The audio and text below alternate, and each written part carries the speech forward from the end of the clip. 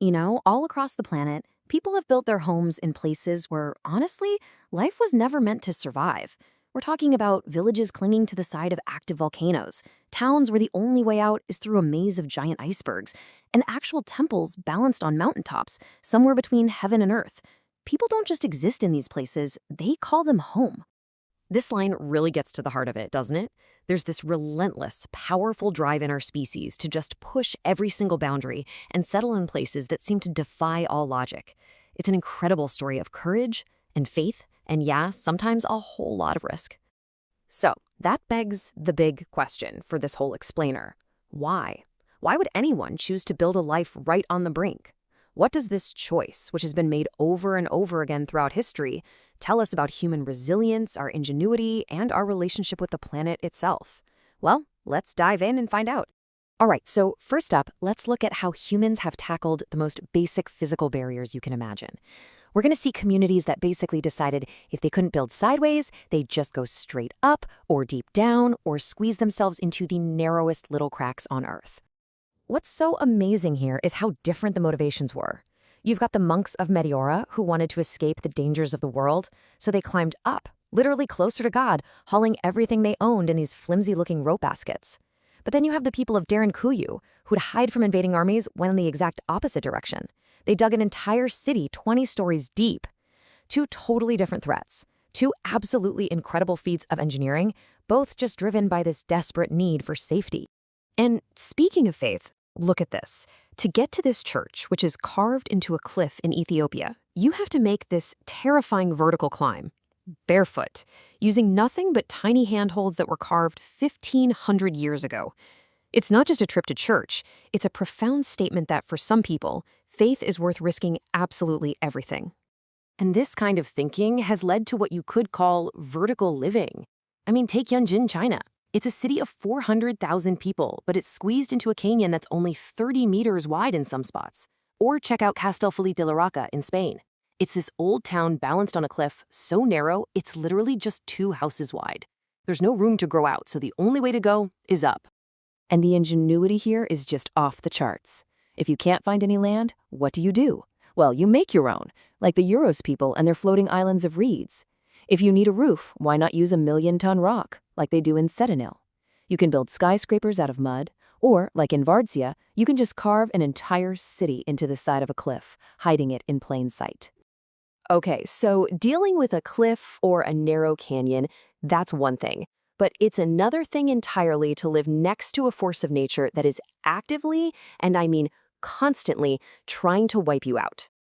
I mean, just look at some of these places. In Iceland, they build their houses on actual lava fields. In Churchill, Canada, there are more polar bears than people, so they have a polar bear jail, and everyone leaves their cars unlocked in case you need to make a quick escape. And on Tanna Island, volcanic explosions are just part of the daily routine, like a city's background noise. Can you imagine waking up every single day to the sound of thunder? But it's not a storm. It's the sound of icebergs. Icebergs as big as skyscrapers, crashing into the ocean. That's life in Ilulissat, Greenland, where the only way to leave town is to navigate a boat through a moving maze of these giants, any one of which could crush you in a heartbeat. And the scale we're talking about is just mind-blowing. 35 billion tons of ice break away from this one fjord every single year. To give you some perspective, this is the exact same fjord that produced the iceberg that sank the Titanic. This isn't some ancient history. For the people there, it's a daily, thunderous reality. And just when you think it can't get any weirder, we go even further north. In Longyearbyen, Svalbard, it is effectively illegal to die. Why? Because the ground is permafrost, it's frozen solid, so bodies just don't decompose. You're also required by law to carry a rifle everywhere you go because of the polar bears.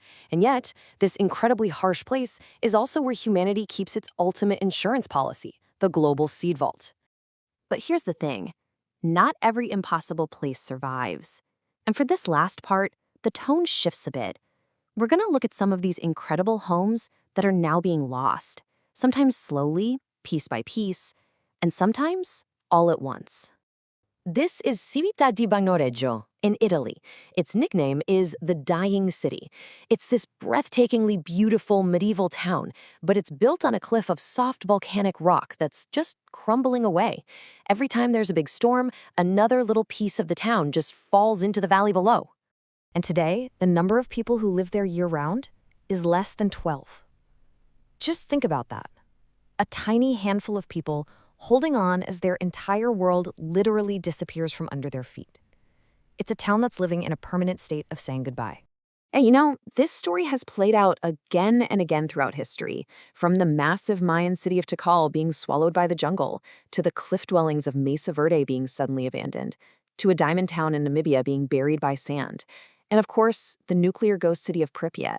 History is just littered with impossible places that, in the end, couldn't hold on. But maybe the most powerful warning of all, the one that really hits home, is Pompeii.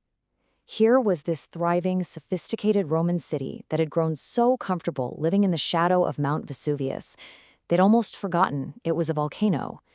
And when it finally erupted, the entire city and thousands of its people were frozen in time, buried under hot ash in just a few hours.